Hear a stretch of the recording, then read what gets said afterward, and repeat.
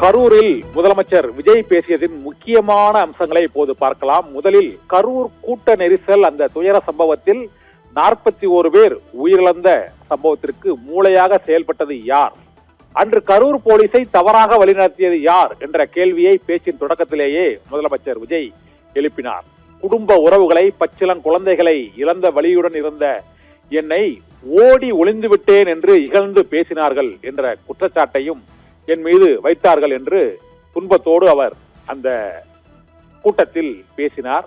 மூன்றாவதாக, கரூர் துயர சம்பவத்தில் திமுக அரசியல் செய்தது, பழியை என் மீது திருப்பிவிட்டது என்றும் குற்றம் சாட்டினார். நான்காவது முக்கியமான பாயிண்டாக, உயிரிழப்புகள் ஏற்படும் என்று தெரிந்தும் பெரம்பலூர் கூட்டத்தை ரத்து செய்வதற்கு காவல்துறை அனுமதியை ரத்து செய்தது போல கரூர் பரப்புரைக்கு காவல்துறை ஏன் அதை ரத்து செய்யவில்லை, உரிய பாதுகாப்பை ஏன் கொடுக்கவில்லை என்ற கேள்வியையும் முதலமைச்சர் விஜய் எழுப்பினார். ஐந்தாவதாக, கட்சி நிதி, பார்ட்டி ஃபண்ட் என்று பேசியவுடன் சட்டப்பேரவையில் இருந்து திமுகவினர் ஏன் வெளிநடப்பு செய்தார்கள், குற்றமுள்ள நெஞ்சி குறுகுறுக்கும் என்பது போல வெளிநடப்பு செய்தார்கள் என்ற குற்றச்சாட்டையும் அவர் வைத்தார். ஆறாவது முக்கிய அம்சமாக, தமிழகம் முழுவதும் ஊழல் லஞ்சத்தை அரசு அலுவலகங்களில் ஒழித்து விட்டோம், ஊழல் இல்லாமல் ஆட்சி நடக்கிறது, யாராவது லஞ்சம் கேட்டால் கொடுக்காதீர்கள் என்றும் மக்களுக்கு வேண்டுகோளை அவர் விடுத்திருக்கிறார். ஏழாவது மிக முக்கியமான அம்சமாக, கரூர் துயரத்தில் உயிரிழந்த 41 பேருக்கும் ஒரு நினைவு சின்னம் அமைக்கப்படும் என்ற அறிவிப்பை விஜய் வெளியிட்டார்.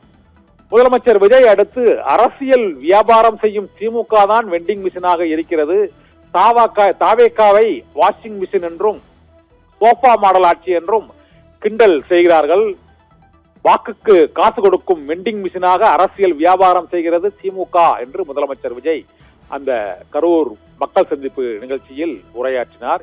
9வது முக்கியமான அம்சமாக, ஒவ்வொரு முகமூடியாக இப்போது கிழிந்து கொண்டிருக்கிறது, தோண்ட தோண்ட ஊழல்கள், திரும்பும் திசையெல்லாம் கதறல் சத்தம் என்று அவர் விமர்சித்திருக்கிறார்.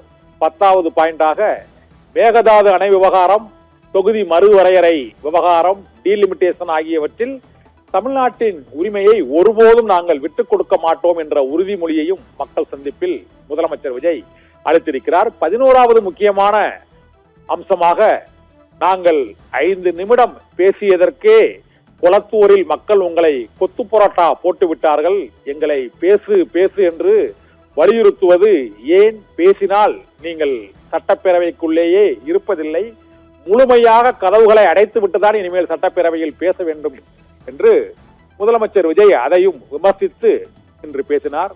12வது முக்கியமான பாயிண்டாக, அண்ணா பிறந்த நாளில் தங்க மோதிரம் திட்டம் தொடங்கப்பட்டிருக்கிறது, நான் ரீல் தாய்மாமன் அல்ல, ரியல் தாய்மாமன் நான் என்றும் முதலமைச்சர் விஜய் அந்த கூட்டத்தில் உணர்வுபூர்வமாக அந்த மக்களிடையே அவர் தெரிவித்தார்.